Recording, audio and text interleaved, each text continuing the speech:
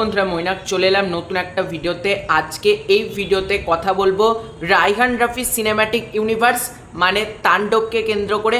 হ্যাঁ, তোমাদেরকে একটা ছোট্ট ব্যাপার তোমরা প্রত্যেকেই জানো, এটা মনে করিয়ে দিই। সেটা হলো তাণ্ডবে লাস্টে আফরান নিশোর একটা ক্যামিও আছে, তোমরা দেখেছো ক্যামিওটা। সেই ক্যামিওটা বেশ প্রশংসিত হয়েছে, সুরাঙ্গের মাসুদ সেই ক্যারেক্টারটা। এর পাশাপাশি ক্যারেক্টার সিয়াম আহমেদ কিন্তু একটা ক্যারেক্টার প্লে করেছেন, ক্যারেক্টারটার নাম হলো আরমান মনসুর। এই ক্যারেক্টারটাও কিন্তু বেশ দর্শকের মাঝে প্রশংসা পাচ্ছে বলা যেতে পারে।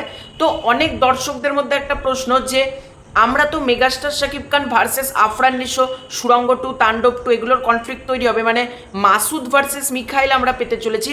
কিন্তু সিয়াম আহমেদ কার দলে? মানে সিয়াম আহমেদ কি মেগাস্টার শাকিব খানের দলে, না সিয়াম আহমেদ আফরান নিশোর দলে? কার দলে?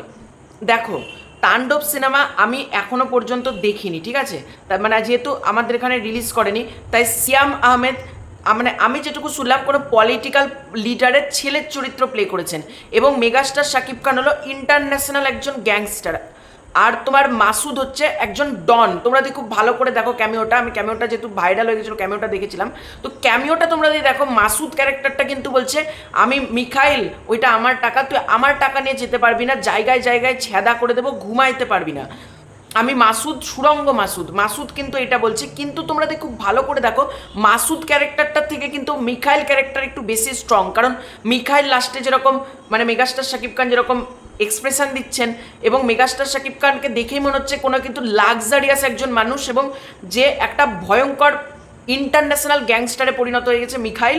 এবং লাস্টে লেখা হয় তাণ্ডব 2 লোডিং। কিন্তু এই যে তোমার দেখো, এই যে সুরঙ্গ মাসুদ, মাসুদ কিন্তু একটা ডনের চরিত্র, এবং পলিটিক্যাল লিডার সিয়াম আহমেদ, সিয়াম আহমেদের চরিত্রটা যেটা ক্যামিও দেখে মনে হলো, সেও কিন্তু একটা বড়লোক ফ্যামিলির চরিত্র, সেও কিন্তু একটা আছে।